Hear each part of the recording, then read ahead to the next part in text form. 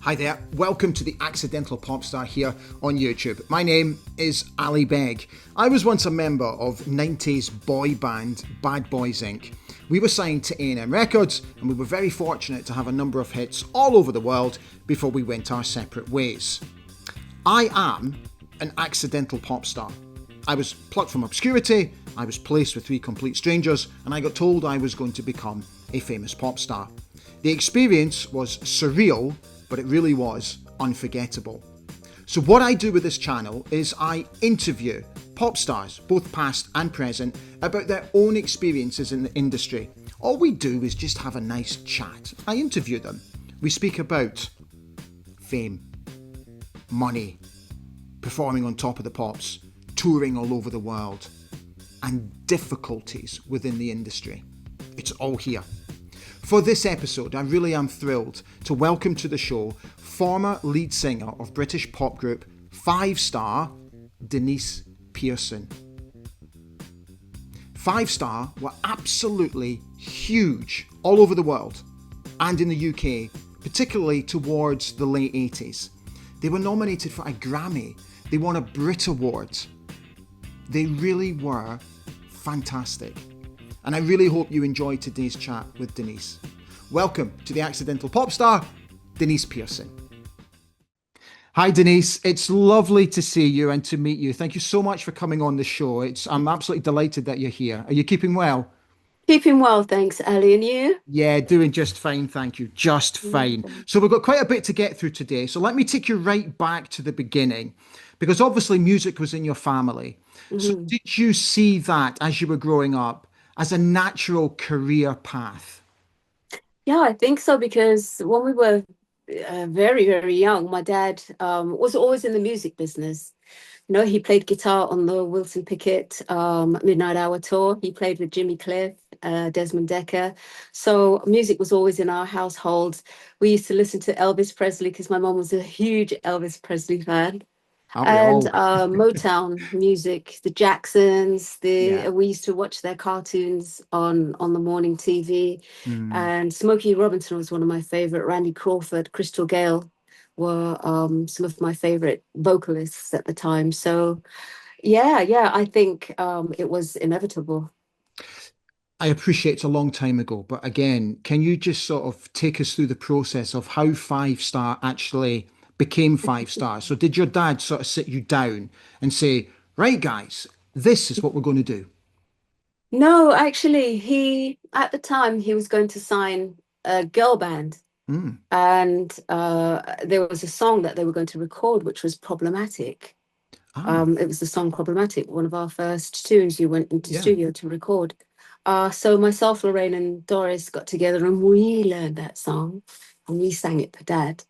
And so Daddy had to think about it. I know way. And then he decided not to sign them and told Mom, I'm going to put the three girls in a group together. And so Mummy says, well, they're all kind of leaving school at the same time, so why don't you put all five together? And so then 5-Star was born. That's so cool because obviously he kind of modeled you guys on the Jackson 5. I think I'm correct in saying that's kind of where his inspiration came from. So you mentioned Jackson 5 before, but it's really interesting because back in those days there was no MTV. There was only really Top of the Pops on television. So how were you able to see them and watch them to be able to sort of almost have a likeness to the Jackson 5? Did you have them on VHS or Betamax or something like that? No, sweetie. Like I said, we watched the cartoons, Yeah, yeah. and also on some music shows, they always used to show the Jacksons, and um, I don't know. We just Michael's voice was just amazing, and the Donny Osmond. They were Mm. kind of like in the same. The Osmonds were out, and the Jacksons were out, and it just had an impact on. I don't know. It just stuck with me. Michael's voice was just so amazing, Mm. and so I guess on some music programs back in the 80s, we used to see them on TV. Okay. So, and it wasn't that we modeled ourselves off of it. We just kind of like fell into that pattern because it wasn't planned for us to wear costumes, sequins. We started out in denim, denim outfits on Pebble Mill at One, if you remember that show. I do. Been on it. Yeah. Oh, wonderful. Yeah. So it all kind of came together. We didn't even say, we should do routine. It just kind of like Daddy suggested it. And then Doris fell into that choreography part. Yeah, yeah, She yeah, started making up the dance routines. I started arranging the vocals. Stead used to do designing at college, so he started designing the costumes.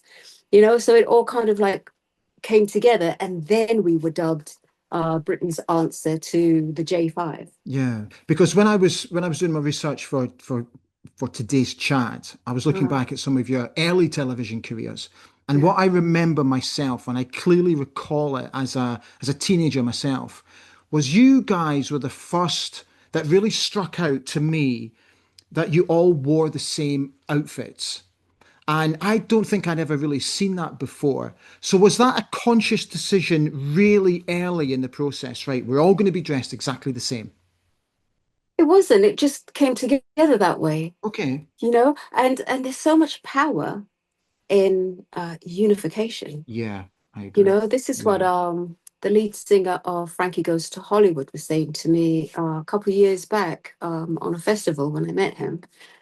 He said, you know, you guys, we were on the other side of the stage, and then you guys came in and you were on the other stage, coming in on the other stage, and it was just so magnificent watching you guys all walk out onto that stage. So there's so much power in when you're all dressed the same, Yeah. unification. So Yeah. it just came together that way, Susie. Yeah, I couldn't agree more. We found that as well, that I felt we became more of a unit when we were dressed together instead of being Oh, four individually dressed guys. So that okay. completely resonates with me. When you started releasing records, you had to go through some disappointment with early records not quite charting. Mhm. At that time, how did it make you guys feel? Was there like a bitter disappointment about it, or did you just think it was part of the process to build?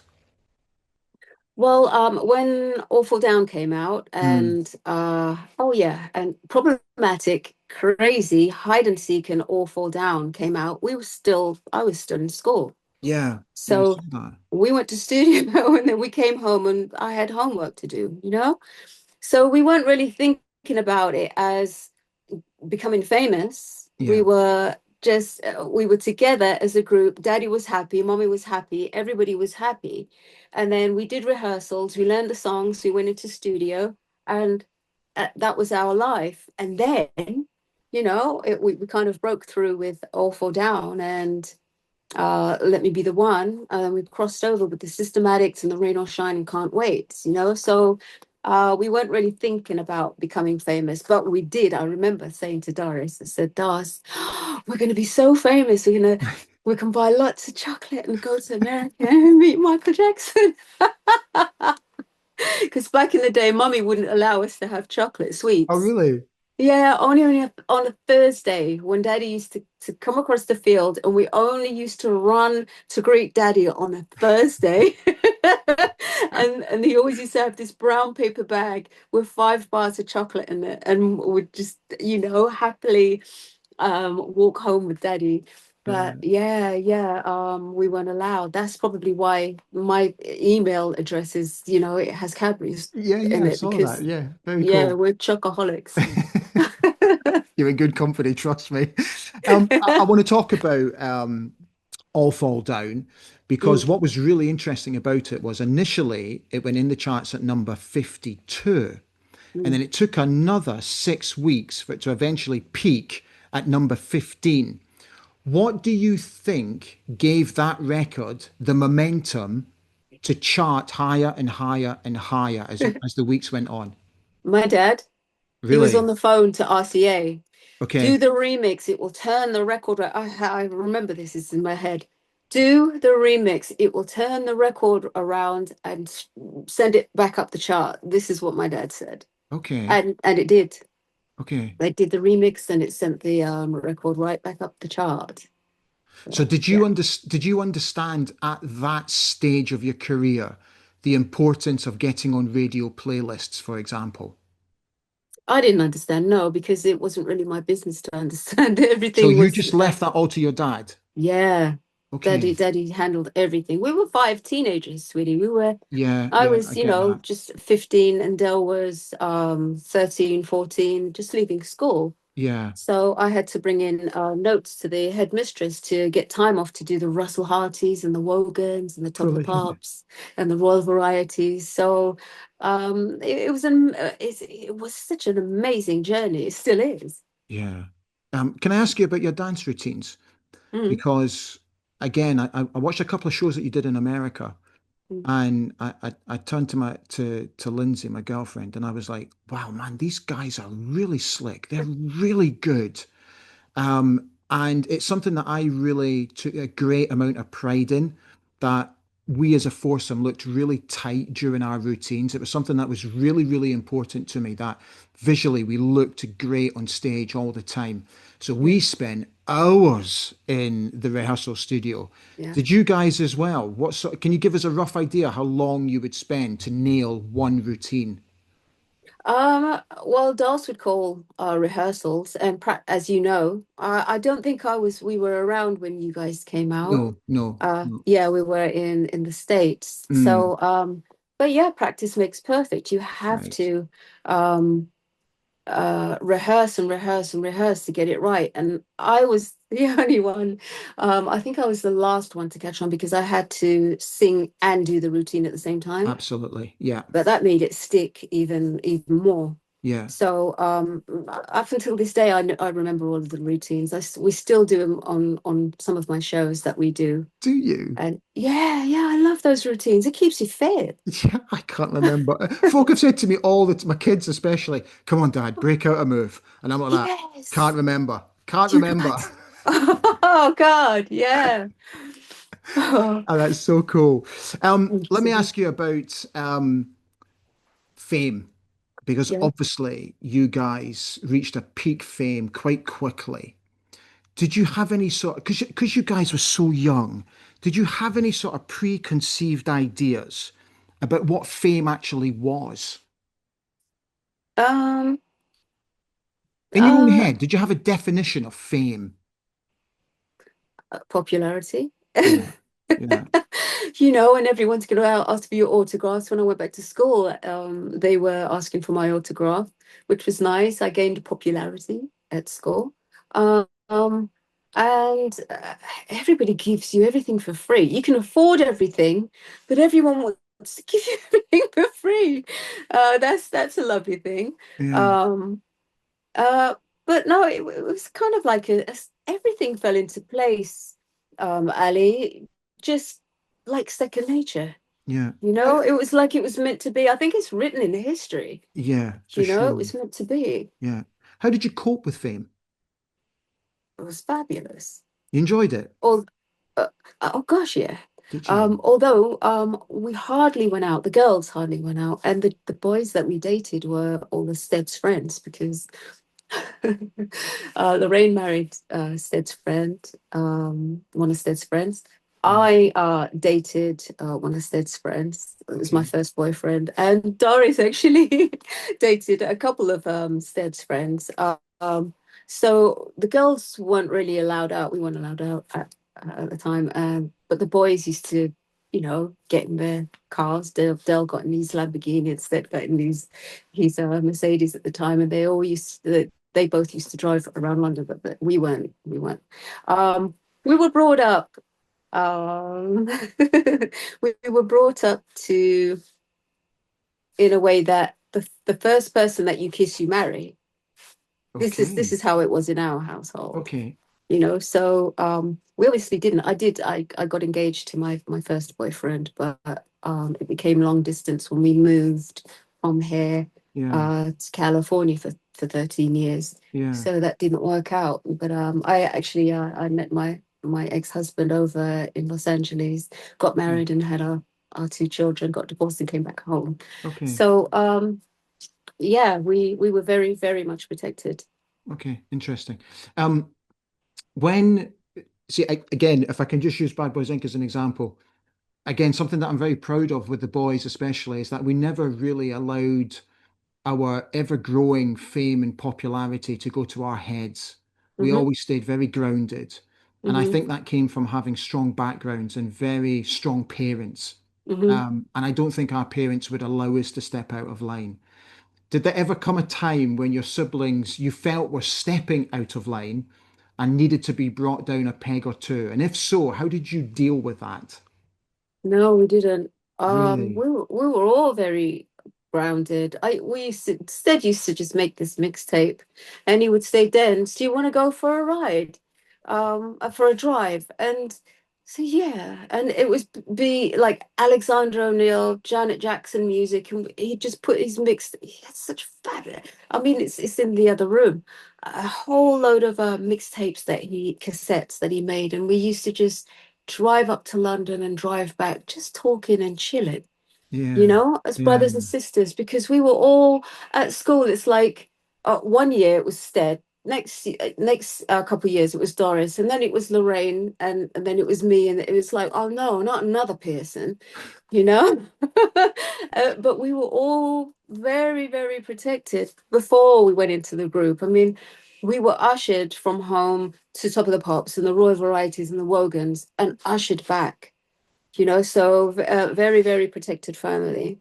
So how was that? How was the fan interaction? How did you cope with the fan interaction? Because I confess, and I feel terribly guilty about this, even all these years later, I wasn't very good at it. I didn't Oh, cope with it very well, I have to be honest. oh, why, sweetie? Fame, Now I'm asking you, why? yeah, Why didn't you cope? I mean, they love because you. fame wasn't for me. And this Oh, is this is why I called my channel The Accidental Pop Star, because I really was an accidental pop star. I was plucked from obscurity, placed in a very strange situation with three complete strangers, and told we were going to become famous pop stars. oh, one of those X Factor kind of things. Yeah, so we were a completely manufactured band, but not through TV. So Right. we signed our record deal in 1993, and then we split up in 1995. So it was Okay. well before any of these sort of talent TV shows came out. Um, but I just didn't cope with it very well because I don't think I was made for it, and I don't think it was made for me. And I Right. think, and because also I suffered terribly from imposter syndrome. So I think I found the whole thing quite difficult to cope with. But Okay. I absolutely enjoyed the fact that Matthew and David loved the fame side of it and Mhm. embraced it because it's what they always wanted and it's what they always wanted to do. So I was Yes. really, really happy for them. But for me personally, I Yeah. found it quite difficult. I got to be honest. Oh, Yeah. okay. That's why I Yeah. asked if you sort of embraced the fan interaction and all that. Oh gosh, yeah. I Mm. love the fans. Really, really love. To this day, I'm on Twitter and they're we're interacting now. Yeah, that's Us, cool. yeah, answering some questions, and they ask me a lot of questions, and Yeah. I say good morning to them, and it's just wonderful to have that connection. Yeah, I agree. I And agree. they love it. Just the reminiscing on how great the times were. That's their teenage era, and they're like, oh my god. And I'm posting the remixes of 5 Star, I'm posting my new stuff, posting messages, positive messages, because along the way, sweetie, we can all get tied up in a mortgage or a Yeah. marriage that we don't want to be in. It's Yeah. like a marriage of convenience, and it's all about money, just like this digital takeover rubbish that's going on. Yeah, you totally. know um Totally. uh but um just the connection, the human connection, when you have that, and the love for the business, and the love for your work, and how much you were appreciated back in the day, it's so wonderful to hear their stories. And they're telling me, I remember that performance that you guys did in Montreal, and you sang this and you wore this, and it's like, I don't even remember that, but Yeah. Yeah.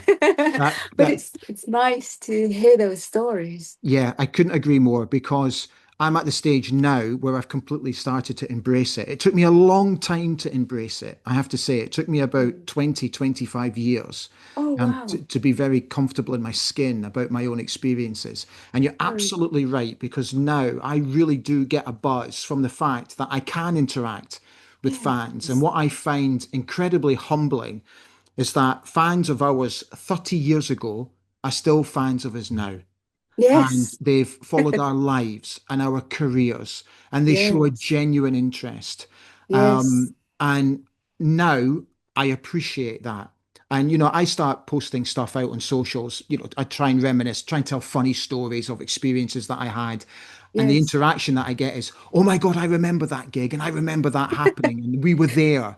And so I Yes. totally get what you're saying about that. It's really good. Yeah, no, I completely get that. Isn't it a magnificent feeling, It is. I sweetie? completely agree. But as I said, it took me a long time to get to that stage in my head. And I'm really Well, you know pleased that I what? did. It's better late than never, you Yes. know? And I Yes. wouldn't say it's late because you're still young and Ish. it's yeah, it's just a wonderful life. Just I'm glad that you got there, Yeah. sweetheart, Yeah. No, I'm because it's a definitely there. magnificent thing because Yeah. there's No, I so many agree. people that we haven't met that we've had an impact on their lives and that's just so wonderful. Yeah. Again, that's something that I really started to understand, Mm. because for many, many years, I distanced myself from the band. I wouldn't speak about it. If people asked me about it, I would turn the other cheek. I Yes. just wouldn't talk about it. I would even say, I'm sorry, you've got me confused with somebody else. That's how bad it got. Oh, Whereas now, when people say to me, "Oh, we loved your album and we loved your performances," then it made me understand. Well, hang on a second. We did actually give an awful lot of people a really good time for 2 or 3 years, and yes. they really enjoyed us. Yes. Now I get it, but I did it. Beautiful. I didn't for a long time, but I get it now, and I think that's Wonderful. what's helped the process. Yes, yes, absolutely. Accepting it because it was incredible what you did. Yeah, yeah, So yeah, that's self-love in a way, sweetie. At the yeah, end of the day, that is self-love and yeah. knowing what you did, what your journey is, that's very, very important. Yes, yeah, I couldn't agree more. Um, I want to ask you about, so you guys were nominated for a Grammy, which is Mm. astonishing, and you won a Brit Award for the best British group. But what I'd like to ask you is, how would you define an award? Is it justification? Is it acceptance? What is it for you? It's an achievement Mm, because so many, I mean, it's artistry in a way, sweetheart. What we were in the gym, rehearsing the routines, doing our interviews, learning the songs, getting everything prepared for, and going out and putting our time into. It's a reward at the end of the day. At the end of the day, because so many artists are doing it in the industry. So when they acknowledge you as you have done so magnificently well, and we enjoy what you do, and it's just it's a trophy, it's an award at the end of the day, yeah, yeah, um and we're so grateful that we were acknowledged. It's a wonderful feeling to be acknowledged for what you do in yeah, your work, yeah, in your life. 100%. Yeah. In the late 80s and the early 90s, in terms of chart success, things Mhm. didn't quite go according to plan. What do you think? Why did you think it started to go? If I hope you understand when I say this and I use the terminology, why do you think it started to go a little bit wrong? I don't think it went wrong. Everything has its course. Hmm. And exactly how it happened is exactly how it happened. Hmm. We weren't in charge of the business. We were the artists, so we did what we were supposed to do, and my dad handled the business. So he protected his family. What goes up must come down, I guess. Yeah. And so it happened the way it did, and we acted accordingly. We ended up moving to Los Angeles for 13 years, Yeah, I where saw that. Yeah. if yeah, if I didn't move there, then I wouldn't have my children today. Yeah. So Yeah. everything in its in course, and everything happens for a reason, I guess. Yeah.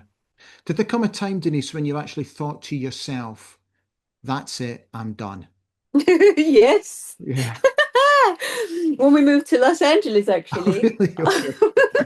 because we lived together in Romford, Essex, Yeah. and then we lived together over in Sunningdale, and then we moved over to Hatfield together, and then we moved to Los Angeles together. We lived on in the house on the hill, Donna Avenue, Tarzana, just down the road from Havenhurst, actually, Encino from the Jackson's house, where we recorded. Actually, we recorded some tracks there. But yeah, that was it for me. When we moved to Los Angeles, I says, no, I need my own. I need Mm. my own family. I need my own life. I want to have children. I want my white picket fence, and I got everything. Everything that I wanted, I got. I got my white picket fence. I got my marriage. I got my two children, boy and a girl, in that order. So God is great. Um, and then I was mowing the lawn, and then I stopped and I thought, where have all the fans gone? You know, that thought was in my head. Where have all the fans gone?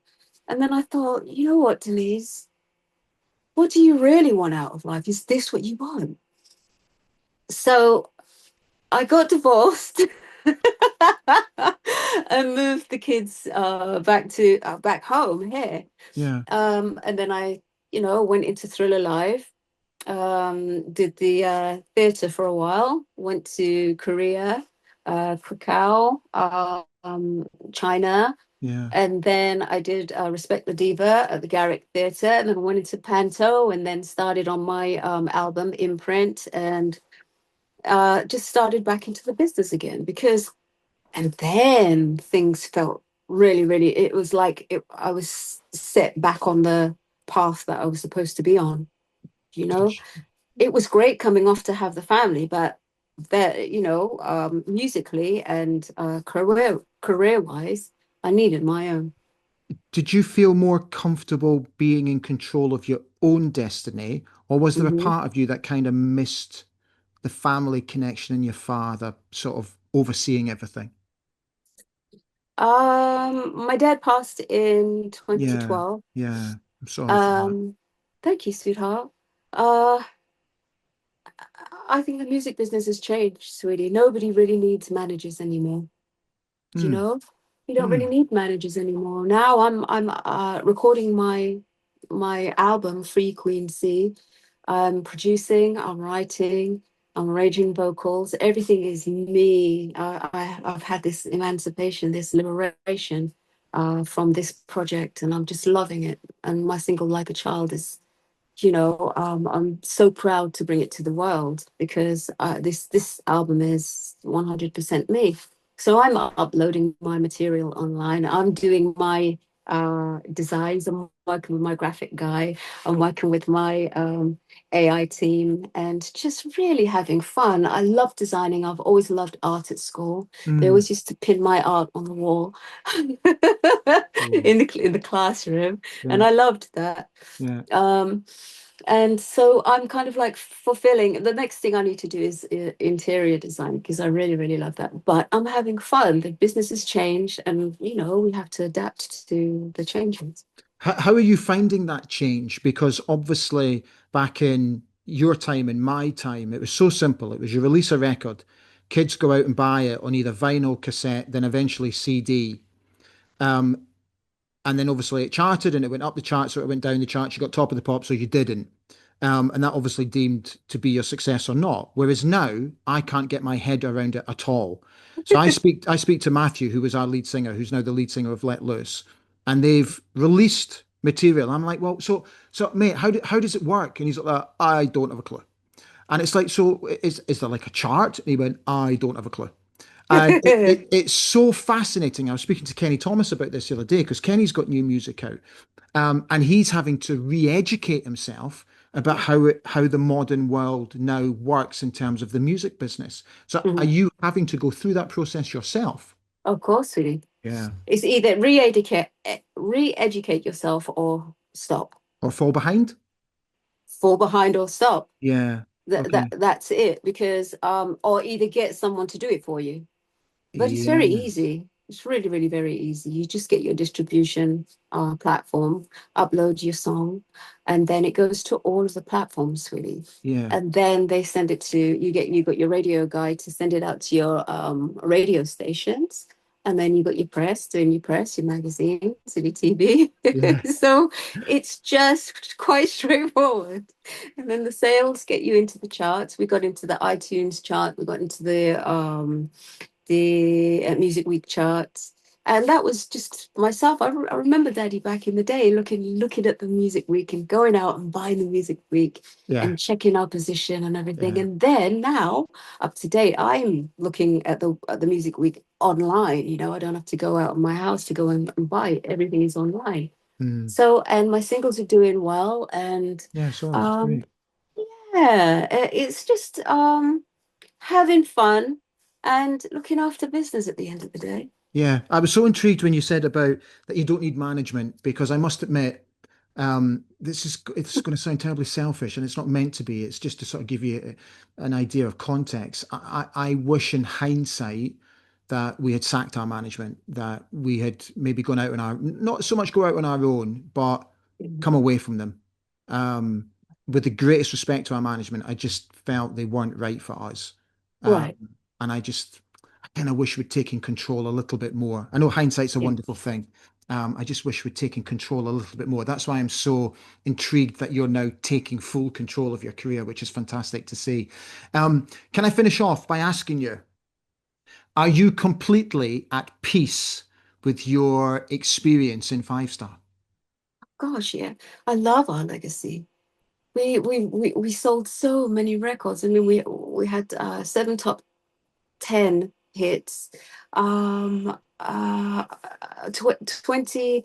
I don't know. The stats are right there on my phone. I need to learn them. But we broke so many records, even Michael Jackson's record of Yeah. releasing um, the most singles off of one album at Right. one time. Yeah. Over 40 million sold, and because it's a magnificent legacy, and I Yeah. wear that on my sleeve. Anywhere I go, it's like, yes, I am the lead singer of Five. So I've never ever denied it, Yeah. ever, because I'm so proud of what my family achieved. It's magnificent, Yeah. Yeah. So yeah.